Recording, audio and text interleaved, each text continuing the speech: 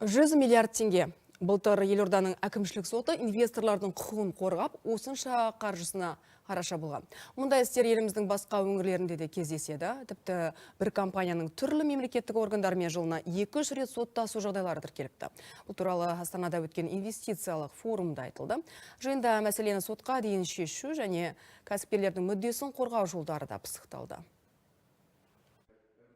Инвесторлар мен мемлекеттік органдар арасындағы даулы әкімшілік істердің саны жыл сайын өзгеріп тұрады, ал тақырыптары ұқсас. Ол жер қойнауын пайдалану, салық және экологиялық нормаларға қатысты. Сол үшін жоғарғы сот барлық тарапты жинап, мәселені талқылауды дәстүрге айналдырған. Разрешение дает центральный госорган. Әдетте бір мемлекеттік орган рұқсат береді. Жерді жергілікті әкімдіктер анықтайды. Қосымша рұқсаттарды үшінші басқармадан алу қажет. Инвестор бұл құжатты жинау үшін кейде 2-3 жыл жүреді. Бәрі бітті дегенде алғашқы құжаттың жарамдылық мерзімі аяқталады. Осындайда мәселе кездеседі. Мамандар өзіне жауапкершілік ала алмағандықтан сотқа жүгінеді. Сондықтан да істердің саны көп. Былтыр Астанада қаралған істердің 83% инвесторлардың пайдасына шешіліпті. Осы арқылы 100 миллиард теңге көлемінде инвесторлардың құқығы қорғалған.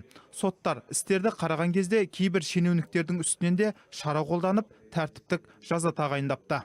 Работаю я постоянно. Мен Қазақстанда істейтін шетелдік компанияның өкілімін. Өндірісіміз үлкен, 20 мыңнан астам адам еңбек етеді. Жұмыс барысында түрлі сұрақтар, күтпеген мәселелер туындайды. Сондықтан мемлекеттік органдармен соттасып жатамыз. Астананың инвесторларды қорғау бойынша оң тәжірибесі өңірлерге де қажет. Осындай форумда өзімізді алаңдатқан сұрақтарға жауап аламыз. Прокурорлық фильтр деген қазір құрал пайда болды. Оған сәйкес, мысалы, мемлекеттік органдар бір кәсіпорынның лицензиясын алып қоймастан бұрын ол прокурорға міндетті түрде жүгіну керек. Прокурор оны екінші рет тексеріп, анық-анығын жетіп, сосын мемлекеттік органға немесе келісім береді, немесе келісімнен бас тартады. Бұл да сотқа дейінгі процесті реттейді деген сөз. Соның өзінде былтыр Қазақстан бойынша инвесторларға қатысты 200-ден астам әкімшілік іс сотта қаралыпты. Қазір сырттан тартылған қаржы есебінен елімізде 1000-ға жуық ірі компания жұмыс істейді. Сондықтан бұл қалыпты жағдай дейді мамандар. Ердәулет Ыбырайұлы, Аманжол Байғазин, хабар.